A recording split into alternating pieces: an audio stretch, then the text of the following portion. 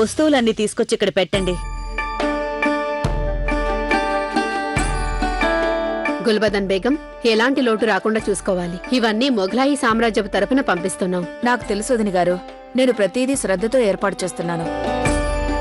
జీజియాంగా, నేను చెప్పిన ప్రకారమే అన్ని వస్తువులు ఇక్కడ సంసిద్ధంగా ఉన్నాయి కదా? చిత్తం మహారాణి గారు. కాబూల్ నుంచొచ్చిన అమూల్యమైన నగలు, ఢాకా నుంచొచ్చిన పట్టు వస్త్రాలు, ఇంకా తమరు చెప్పినవన్నీ తమరు ముందు సిద్ధంగా ఉన్నాయి. ఆ నగలన్నీ కొంచెం మహారాణి గారికి చూపించు. మహారాణి గారు, బాగున్నాయి. జోదా బేగం తమర్ని కలుసుకోదలిచారు. అందుకు అనుమతి దేనికి? ఆవిడ్ని నిరీక్షణలో పెట్టకుండా వెంటనే ఇక్కడికి తీసుకురా.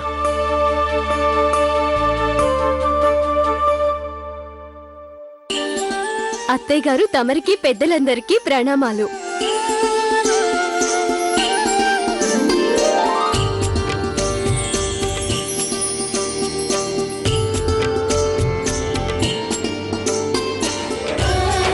అత్తయ్య గారు, ఇవన్నీ సుకన్య పెళ్లి కానుకలు. ఇవన్నీ వీటన్నింటినీ సర్ది పెట్టడంలో పాపం వాళ్ళు 2 రోజులుగా శ్రమ పడుతున్నారు.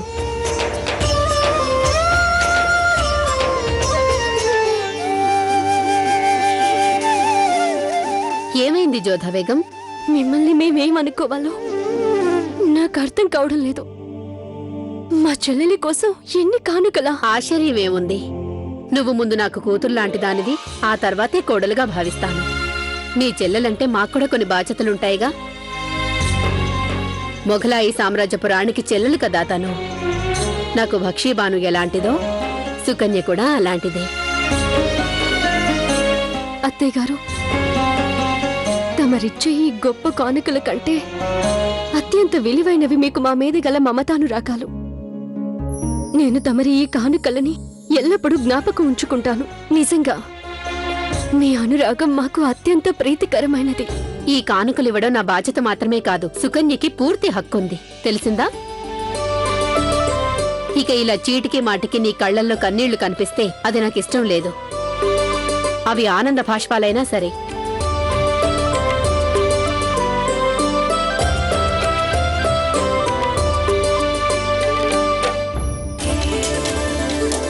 జలాల్ తన కుటుంబ సభ్యులతో పాటు ఆగ్రా నుంచి ఆమేరుకు ప్రయాణమయ్యాడు. అక్కడ ఆమేర్లో జలాల్కి స్వాగతం పలికే ఏర్పాట్లు పూర్తిగా సంసిద్ధమైపోయాయి. ఎందుకంటే ఇది కేవలం సుకన్య వివాహానికి మాత్రమే పరిమితం కాదు. జలాల్కి భద్రత కల్పించడం కూడా చాలా ముఖ్యం. అందుకే స్వయంగా భారమల్లు, భగవాన్ దాసులు ఏర్పాట్లన్నీ పర్యవేక్షిస్తున్నారు. ఎందుకంటే మొఘలాయి సామ్రాజ్యపు చక్రవర్తి ఈ పెళ్లికి ప్రత్యేక అతిథిగా రానున్నాడు. భగవాన్ దాస్, ఏర్పాట్లన్నీ పూర్తయినట్టేనా? అయిపోయినట్టే నాన్నగారు. భద్రతకి ఎక్కువ ప్రాధాన్యం ఇవ్వటం జరిగింది. ఈ విషయంలో తమరేం బెంగపడిన అవసరం లేదు. నాకేం బెంగలేదు భగవాన్ దాస్. నేను సిద్ధంగా ఉన్నాను. ఆమేరుని ఎవరూ ఛేదించలేని ఒక రక్షణ కవచంగా రూపొందించాలి నువ్వు. షహన్షాకి ఎలాంటి అపాయం రాకూడదు. ఒక వంక భారమల్లు ఆమేరుని అభేద్యమైన కవచంగా రూపొందించడానికి ప్రయత్నిస్తూ ఉండగా, ఇంకొక వంక జలాల్ శత్రువులు ఎలాగైనా ఆ కవచాన్ని ఛేదించడానికి సంసిద్ధమవుతున్నారు. జలాల్ని దెబ్బతీయగల ఈ అవకాశాన్ని అతని శత్రువులు జారవెడచదలచలేదు.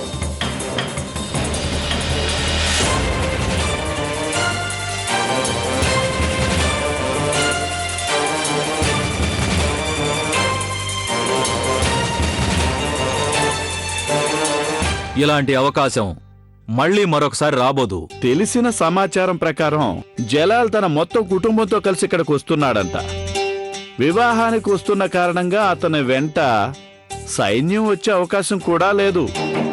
అలాంటప్పుడే మనం జలాల్ని తేలిగ్గా మట్టు పెట్టగలుగుతాం. ఎలాంటి ఇబ్బంది పడకుండానే అతన్ని పరలోకానికి పంపించేయవచ్చు. ఒక్కసారి తనను వధించేశామంటే రాజపుత్రులను ఎదుర్కొనే ధైర్యం మొఘలాయి సైనికులకు ఉండబోదు. అందుకని నేను ఈ ఆలోచనను బలపరుస్తున్నాను. నేను ఏకీభవిస్తున్నాను. ఈ విషయంలో తమరి అభిప్రాయం ఏంటి యువరాజా? చాలా బాగుంది. ఇది చాలా అనువైన సమయం. కానీ ఇది పిరికి వాళ్ళకు మంచిది, వీరులకు కాదు. అంటే తమరు ఉద్దేశం ఈ అవకాశాన్ని జార విడుచుకోమంటారా? అవకాశం కోసం పిరికి వాళ్లే వేచి చూస్తారు. వెన్నుపోటు పడవడానికి వాళ్ళు వెనకాడరు. వీరులు ఎల్లప్పుడూ ముందు నుంచి ఎదుర్కొంటారు, ప్రకటించి విజయనాదంతో ఎదుర్కొంటారు. జలాల్ యుద్ధం కోసం ఇక్కడికి రాబోవడం లేదు. అతనితో పాటు అతని కుటుంబ సభ్యులు కూడా ఉంటారు. అలాంటప్పుడు అతని మీద వెనుకగా దాడి చేయడం రాజపుత్రులకి గౌరవం కాదు, అది మన వంటి వాళ్ళు చేయాల్సిన పని కాదు. మన రాజపుత్ర వంశీయులు ముఖాముఖి పోరాడి తలలు తెగిన అదే ఉత్తమంగా భావిస్తారు. నాకు వెనక నుంచి దాడి చేసి మన వంశ ప్రతిష్టకి హాని కలిగించడం ఇష్టం లేదు. అంటే మీరనేది మేము ఆ జలాల్ని ఎదుర్కోవద్దనా? ఎదుర్కోక తప్పదు, దాడి చేయక తప్పదు. అయితే అది జలాల్ రణరంగంలో నాకు ఎదురుపడినప్పుడు మాత్రమే. అంతవరకు మా యొక్క వంశఘనతకి తలంపులు తెచ్చే ఏ పని చేయడానికి నాకు ఇష్టం లేదు. నేను వివాహానికి వెళ్తున్నానంటే కేవలం మా కుటుంబ సభ్యుల సంతోషం కోసం, వాళ్ళని తృప్తిపరచడం కోసం.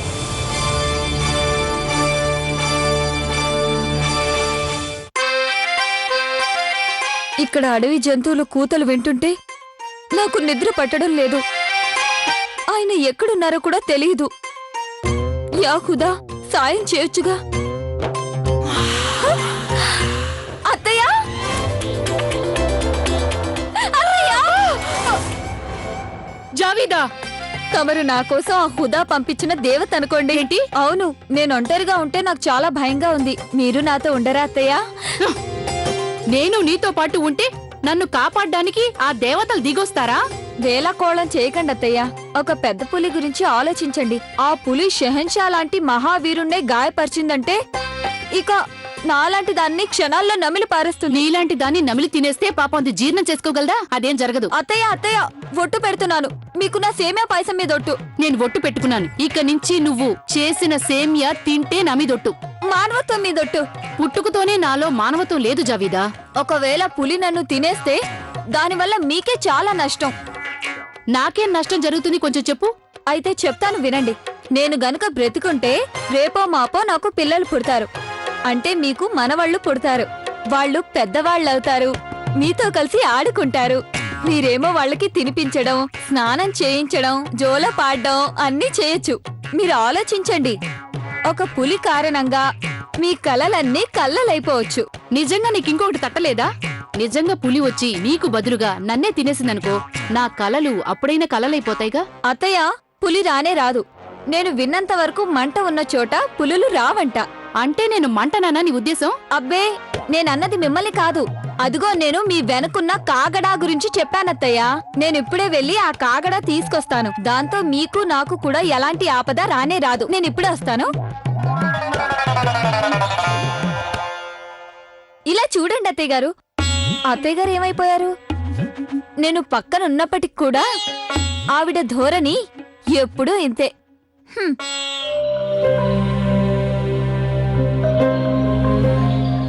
ఇదిగో, వీటిలో నేను ఉండవలసిన గుడారం ఏది? అదే మీది. అది షహీన్షా గారి గుడారం.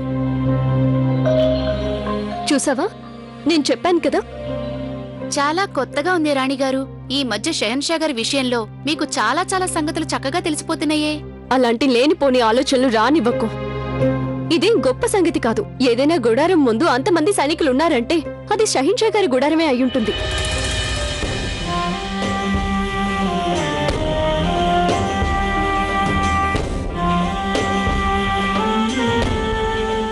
షహిన్షా గారికి జయము జయము. తమరికి విహరించడం ఇష్టమని నాకు తెలుసు. అందుకే దగ్గరలోని నదిలో విహరించడానికి నావను ఏర్పాటు చేశాను. చాలా మంచి పని చేశారు మీరు. చంద్రుని వెన్నెల్లో నదీ విహారం చేయడం అంటే ఆ ఆనందమే వేరుగా ఉంటుంది ఖాన్ గారు. హుజూర్, ప్రస్తుతం మనం రాజపుత్రుల ప్రాంతంలో ఉన్నాం. అంటే తమరికి పూర్తిగా సురక్షితం కాదు. కాబట్టి నాదొక చిన్న సలహా. తమరు విహారానికి ఒంటరిగా వెళ్ళకండి. ఒక సైనిక దళం కూడా మీతో వస్తుంది. సైనికులు వెంట వెళ్లే ఆ చోటు ఏదో. సలాం మహారాణి గారు, షహన్షా గారు నౌకా విహారానికి వెళ్తానంటున్నారు. నా సలహా ఏంటంటే వారిని ఒంటరిగా వెళ్ళొద్దని. జలాల్ ఒంటరిగా వెళ్లాల్సిన అవసరం ఏముంది? జోధా బేగం, చెప్పండి అత్తయ్య గారు. నౌకా విహారం మీకు కూడా ఇష్టమేనా? ఎంతో ఇష్టం. ఆమీర్లోని జలాశయంలో ఎన్నోసార్లు ఇవిడ విహరించేవారు. మరింకే, జలాల్ ఎలాగూ నౌకా విహారానికి వెళ్తున్నాడు. నువ్వు కూడా తనతో పాటే వెళ్ళొచ్చు.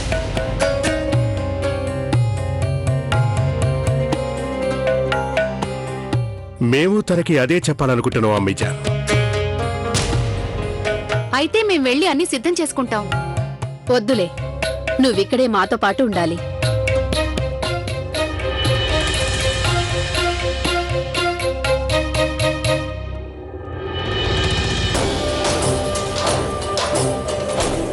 రండి.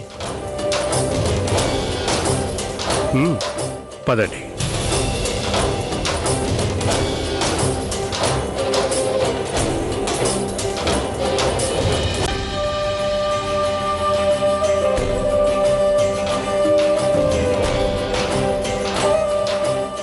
చాలా వింత కోరికల్లో ఉన్నాయి. ఇంత చీకటి పడిపోయింది, ఇప్పుడేమో వీరికి నౌక విహారం కావాలంట. మీరేదో అన్నట్టున్నారు జోధా బేగం. ఏమంటే ఏంలండి, మీ పంతం మీదే గాని ఎవరేమన్నా మీరు లెక్క చేయరు కదా.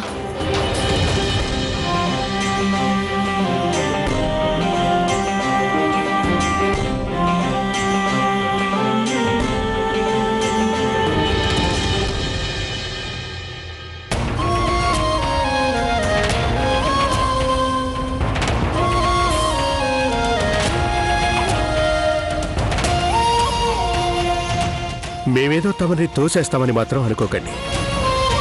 మా ఊతం లేకుండా తమరు పడవెక్కలేరు, జారి పడిపోవచ్చు. రండి.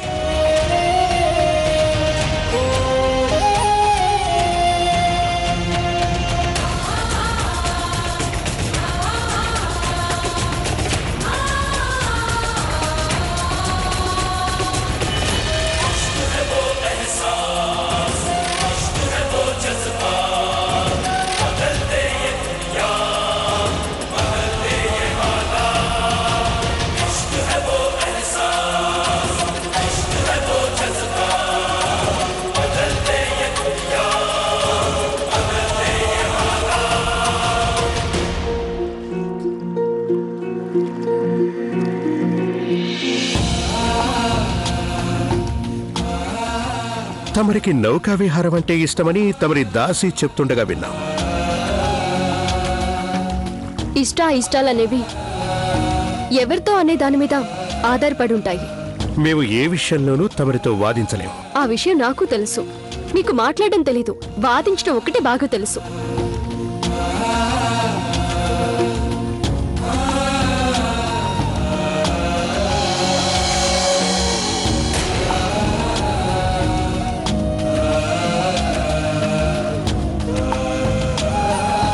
జాగ్రత్తగా ఉండండి జోధా బేగం.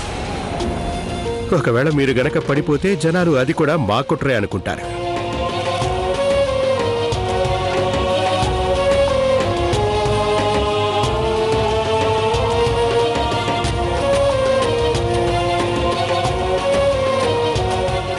మీరు మాట్లాడకుండా కూర్చోవాలి.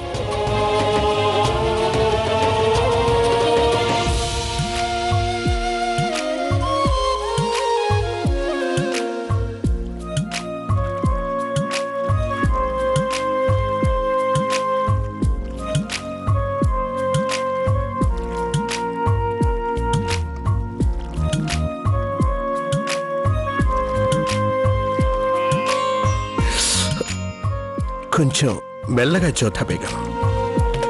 గాయాన్ని తమరు మళ్ళీ రేపకండి. అంటే నేనేం చేశానని మీకు ఇష్టం లేకుండా ఉంది? అయితే మీరే స్వయంగా చేసుకోండి.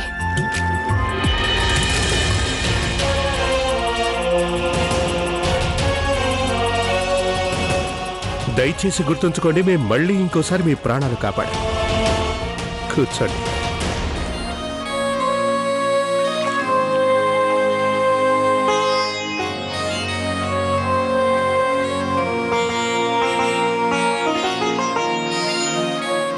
మీ మేలి ముసుగుని కొంచెం సరిగ్గా వేస్తాం, లేదంటే జనాలు అనుకుంటారు మేం మీతో ఆటలాడుకుంటున్నాము అని.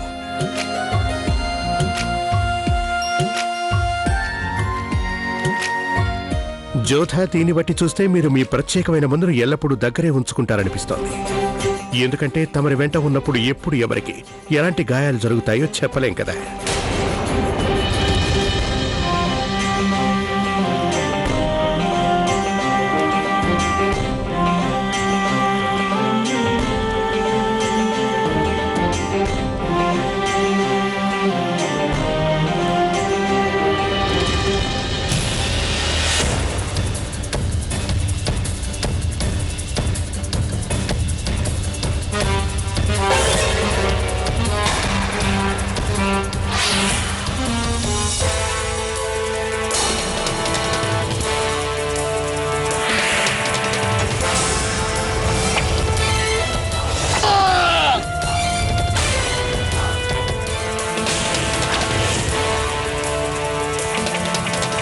కొంచెం జాగ్రత్త జోధ.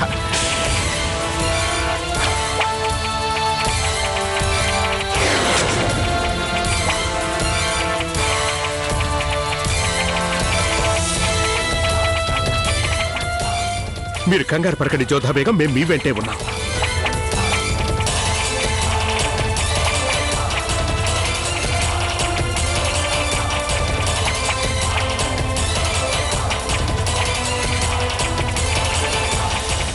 దాడి చేయండి, ఒక్కరు కూడా తప్పించుకోవడానికి వీల్లేదు.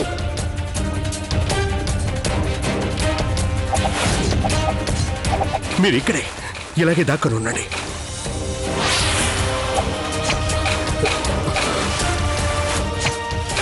జోధా బేగం,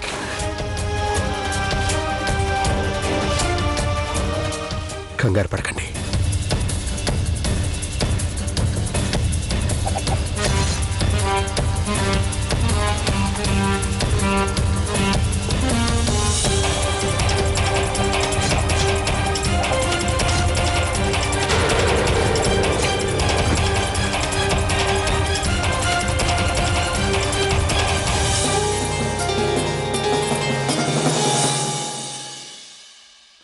మిమ్మల్ని అడిగేది, అయినా ఇంతమంది కాపలా కాస్తుండగా ఇలా ఎలా జరిగింది? అసలు సహిషా గారి మీద దాడి చేయగల ధైర్యం ఎవరికైనా ఎలా ఉంటుంది? ఇదేనా మీరు కాస్తున్న కాపలా? ఖాన్ సాబ్, మేం చెప్పేది ఏమిటంటే ఈ సంఘటన గురించి ఎవరికీ తెలియనివ్వకండి. చిత్తం చక్రవర్తి. అయితే ఈ దాడి వెనక ఉన్నది ఎవరో ఏంటో కనిపెట్టండి. చిత్తం హుజూర్.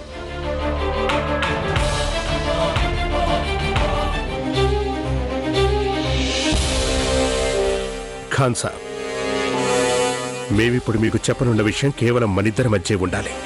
అలాగే ఉంటుంది షహెన్షా, సెలవివ్వండి. మేము ఎంతగానో ఆలోచించాం.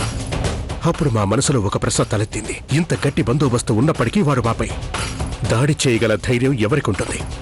ఎవరికంటా పడకుండా మాకు వారు అంత చేరువుగా ఎలా రాగలిగారు? నిజమే షహెన్షా. ఖాన్ సాబ్, మా అనుమానం ఏమిటంటే ఈ దాడి వెనక ఎవరో సన్నిహితులే ఉండి ఉంటారు. మీరు ఎంత అప్రమత్తంగా ఉండాలంటే ఈ విషయం మూడో కంటికి కూడా తెలియడానికి వీల్లేదు. ఆ ద్రోహి ఎవరో మీరు కనిపెట్టాలి. వాడు ఎవరో మాకు తెలియాలి. చిత్తం హుజూర్.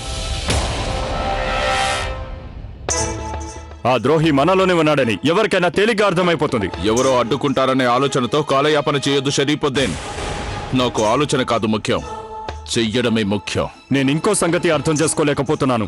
మహామంగ కుమారుడి వయ్యుండి ఇంత తెలివి తక్కువగా ఆలోచించడం. నువ్వు పంపిన వీలు కాళ్ల మీద నీకు అంత నమ్మకం ఉంటే మరి వాళ్ళు ఎలా విఫలమయ్యారు? విఫలమైతేనే ఏదో ఒకరోజు నేను సఫలం కాగలను. చూస్తూ ఉండు. నువ్వలా ఆలోచిస్తూ కూర్చో, నువ్వే చూద్దువు కాని ఏదో ఒకరోజు నేనే ఆగ్రా గద్దెని ఆక్రమించబోతున్నాను. అప్పుడు ఢిల్లీ కూడా మనదే, ఆగ్రా కూడా మనదే. అలాంటి కలలు కనడం ఇక మానుకో ఆదాం. నీ తెలివి తక్కువతనం వల్ల ఏదో ఒక రోజు నువ్వు గద్దె బదులు కారాగారంలో కూర్చుంటావు. నువ్వు చేసిన ఈ ఆగడానికి ఫలితమేంటో నీకు అసలు తెలుసా? సైనికులు మరింత అప్రమత్తమవుతారు, కాపలా మరింత కట్టుదిట్టమవుతుంది. అప్పుడు బాద్షా మీద దాడి చేయటం మరింత కష్టమవుతుంది.